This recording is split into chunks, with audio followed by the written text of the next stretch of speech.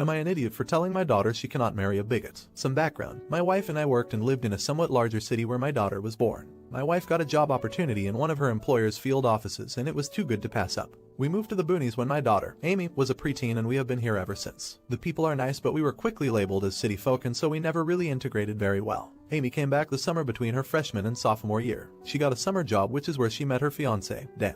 We have had him over to the house countless times since then and he is polite, respectful, and he seems to truly love my daughter. He is a local and his family have been locals for generations. We rarely met up with his parents, but they also seemed nice when we did. They dated long distance all through her college years. This past summer they got engaged. His parents decided to throw an engagement last weekend at their house. We had never been there and I was excited to see the home where he grew up and meet his extended family. The party was fine. We did our best to fit in but, like I mentioned, we were from the city and they poked fun a little bit. His dad gave a speech and while it wasn't overtly racist, he mentioned how he was happy that his son found a nice white girl and looking forward to white grandbabies. As the night progressed, they started to share a bit of family history so that we would know the proud lineage our family would now be a part of. Without going into too much detail, they are descended from members of a hate group. We decided to be polite and not say anything but we didn't stay much longer. I let this stew for a few days until Amy returned home. She tells me that she was not aware of his family history but it doesn't change her mind.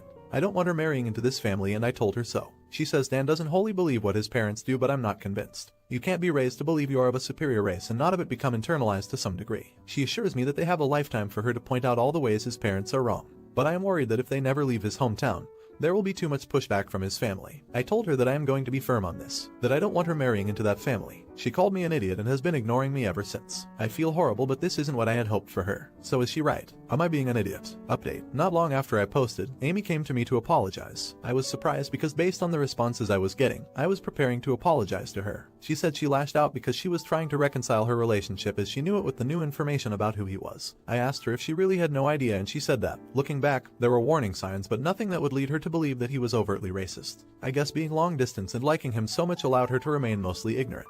She wanted to know what she should do. I told her that I was going to talk to Dan and try to get a beat on who he is apart from his parents. She seemed to think that was a good idea. A lot of people said that I was being unfair labeling him a racist before, but now that we have spoken I can tell you for certain that he is a racist. A lot of you were trying to figure out what Amy meant by him not being wholly racist and I think I can answer that now. He told me that he doesn't harbor any hatred for anyone, but he believes the white race will go extinct eventually and he is proud of who he is and of his race and he doesn't want that to happen. Which I guess also explains his father's comment about white grandbabies. I told him that his heritage is nothing to be proud of and that his beliefs will have no place in our family or in my household. He said that Amy seemed to understand him and that I might not have a choice of whether or not his beliefs will be a part of my family. I said that he was right. If Amy wants to move forward with the wedding then there is nothing I can do to stop her. He sneered and told me that he supposed we had nothing more to discuss and that was the end of it. I told Amy what me and him discussed and she decided to call it all off. She broke up with him and he has not taken too kindly to it. He has been to the house a lot so we decided to get her an apartment back in the city. Her work is going to start phasing back into the office anyway so the timing works out. His parents called us and came to speak with us a few times. At first they were just trying to figure out what was going on but it quickly turned into them berating us. I got some Reddit flack for not standing up to them initially so this time I made sure they knew where I stood. Not an idiot. Well, this is horrifying but also a huge relief. Amy found out now. She sought out counsel from someone she trusted. And Dan showed his ass and made her decision really easy. Good for you for keeping the lines of communication open in your family so that Amy knew she could come to you for support and advice. Not an idiot. If they decide to become more confrontational, I suggest getting a Ring doorbell and camera just in case things escalate. If they are small-minded country folk, they may try to push you around through their connections so better be prepared for more harassment and find a good lawyer that can help you. Did the mom overstep? Let me know in the comments. Now, you won't want to miss this next story. Am I an idiot for not agreeing to a paternity test unless my husband goes to therapy? I, female 28, and my husband, male 32, have a 3-year-old son together. There has never been any doubt that my husband is the father. I've never given him any cause for concern that I cheated on him. He acknowledges all of this. Last week, he came to me and said that for the last few months, he has been plagued, his word, with this anxiety that our son is not his. They don't look identical, granted, but they definitely share similar features and I see my husband whenever I look at my son. I was obviously blindsided by this. I had no idea he was having these thoughts. I asked him to explain why he thought that he wasn't his and he couldn't really provide any answer other than a gut feeling. He asked me if I would be okay if he got a paternity test done so it could ease his mind. I initially said absolutely not. No way in hell. I was very offended. He told me that he could just do it without my permission and I said if he did that, I would never forgive him. My husband does not have a history of anxiety but he did lose his job back at the start of the pandemic so he's been with our son most of the time while I work my full-time job from home. I know this hasn't been easy on him. I'm not a psychiatrist or anything, but maybe he is starting to resent our son or something from just having to be around him constantly. After our heated first conversation, I spoke with some friends about it, and they said that he was probably having psychiatric problems due to the stress of not having a job. I came back to my husband and said that if he went to therapy and maybe started taking some anti-anxiety meds, that I would consider getting the test. He was very upset at this and said that once he got the results of the test back, he wouldn't be anxious anymore and that I wasn't being fair by making him go through a whole rigmarole. Again, his word, just to get peace of mind, which was a phrase he used a lot during this. He again threatened to just get the test without my permission, and I said this would effectively end our relationship. I think there's something more serious going on here, and I thought that my solution here is as fair as I'm willing to be. My friends are divided. Some think I should just take the test, and others are saying he's being insane and that if I cave to this, there's just going to be something else. I need some neutral perspective here. Am I an idiot? Edit. I haven't read all the comments here because the amount of responses has been overwhelming.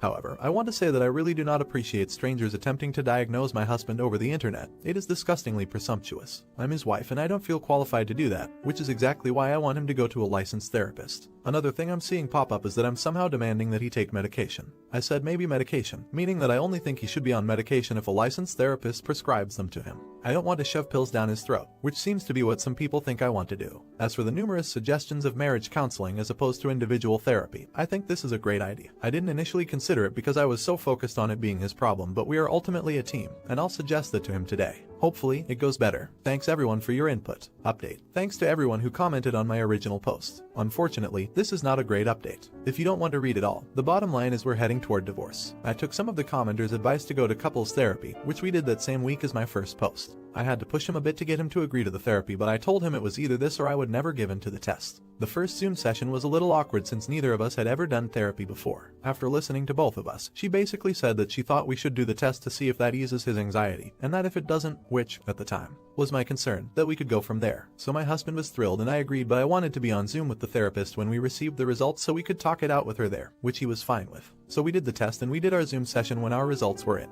And surprise, surprise, the paternity test says he's 99% likely to be the father. He didn't appear relieved or happy or anything of what I expected. Maybe this was unfair, but I did expect him to cry and maybe apologize to me for his lack of trust. This wasn't just my imagination though, because when the therapist asked him in our first session how he would feel if the test came back saying he was the father, he said he would feel relieved. But he was angry. He kept saying that it was over and that he didn't want to talk about it. He kept repeating it's done over and over when the therapist would try to ask a question about how he was feeling, and he was obviously not listening when I tried to talk about my feelings. And when I told him I wanted to talk about it, he yelled at me, which he never does. What else is there to freaking talk about? I was mortified that he was talking to me this way in front of a therapist, and she said we should schedule a new session once he had time to process. After the session, he wouldn't look at me or speak to me. That he was so upset that he was our wonderful son's father made me absolutely lose my mind. We screamed at each other and it ended with me saying that I can't do this anymore. He's at his brother's apartment now, finally away from our son, which is obviously what he wanted all along.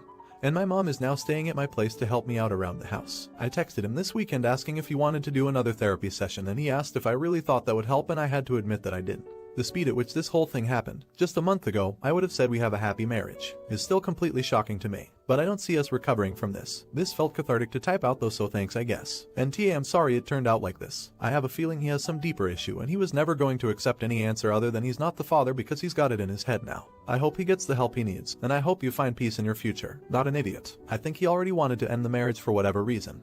And the paternity thing was just a ruse. He probably figured either you'd be so outraged that it could send you two into a downward spiral in which you'd look like the bad guy for refusing to do the test. Or maybe there was some chance he wasn't the father and he could then feel righteous in his reasoning for leaving you. Do you think the husband is crazy? Now, this next story is a head scratcher. Am I an idiot for not waking my partner up and causing him to miss a family trip? My female 26 and my partner, male 28, have 5 daughters, 7, 6, 4, 3 and 5 months. For a long time there's been an issue with him getting up to help with the kids of a morning.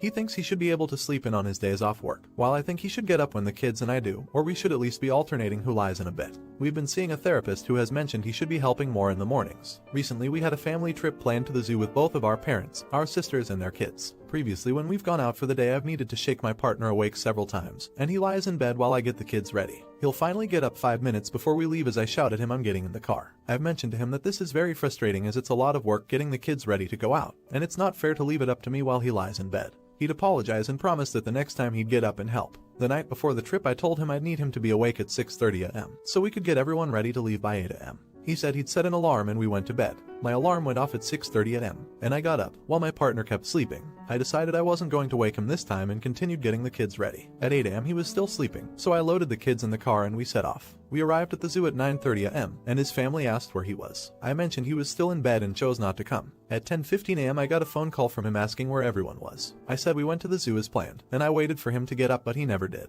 He got really mad and told me that I should have woken him up like I always do, and I caused him to miss the trip. He then called his mom and complained to her, who yelled at me in the middle of the zoo that I was being unfair, and I should have given him a shake to let him know he needed to get up, and that I was about to leave. My mother jumped in and said it wasn't my responsibility to get him out of bed, and he needed to take responsibility for himself. A few more words were exchanged and his family stalked off for the rest of the trip. I had a blast with my kids, parents, sister, and my nephews. When we got home my partner started on me again about how I should have woken him up. So am I an idiot for not waking him up and going without him? A few things have come up I want to clarify. 1. He wasn't always like this. When the oldest two were little he was always up with them. He even gets up anyway to cook breakfast before going off to work. We had to move in with his parents at one point and that's where things started to change. His family are incredibly misogynistic. Dad works then comes home, watches TV and drinks beer while his mom does everything else, including getting him up for work etc. These beliefs seem to have rubbed off on him, and his mom is very quick to tell him something is the woman's job. 2. He's seeing a therapist independently who has suggested some form of depression. 3. He's generally pretty good otherwise. He will help with dinner, cleaning, putting the kids to bed etc. He's not entirely useless. Getting out of bed in the morning is a long-standing issue though. 4. He has a vasectomy after baby number 4, which turned out to be incomplete. I had a hysterectomy. Update. After posting this I received messages expressing concern and advice, so I thought I'd update about how things turned out. The morning after this incident my partner got out of bed when the kids did and took the older girls out for breakfast. Later I asked him if he'd be willing to read the thread and he agreed. He was very subdued afterwards and didn't say much except for agreeing that he was in awe. The next day he took off work and saw his GP, started on antidepressants, and we had a long talk. He was ashamed by how he was acting and to see strangers comparing him to children. He cried when realized how much he was letting everyone down, especially his daughters who will grow up thinking this is normal behavior. He confirmed that this all started when we lived with his parents a few years back.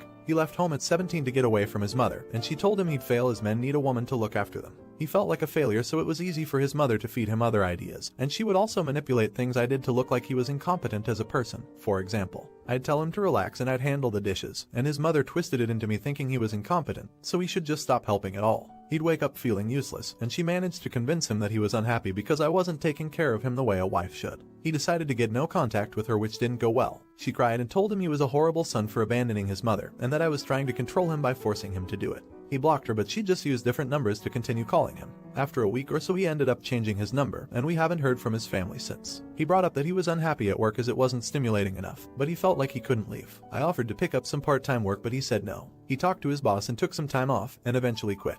He spoke to my dad who used some connections and got him a good job at his company. The new job is a primarily work-from-home position, so he is able to help with the girls more and has more free time. He is able to take the girls to school and watch them play while he works, which they all enjoy. Before he started the new job he booked a trip for us to go to the snow for a week. We had a blast and it was lovely to see him relaxed and happy and enjoying our girls and life. He's promised to be more honest about how he's feeling and our relationship has improved immensely. Thank you to everyone who gave judgment and advice, as he says it really helped him see things more clearly, especially the toxic relationship with his mother. Not an idiot. Everyone's always quick to tell people to break up in this forum. It's so nice to see that you worked it out, together, built communication and something good came from it. I'm very proud of him. And you, no idiots here. In some ways, being able to admit mistakes and try to do better is a more admirable quality than getting it right the first time. That won't make the ache you went through in the past better, but at least you can trust in your partner trying to do his best in the future.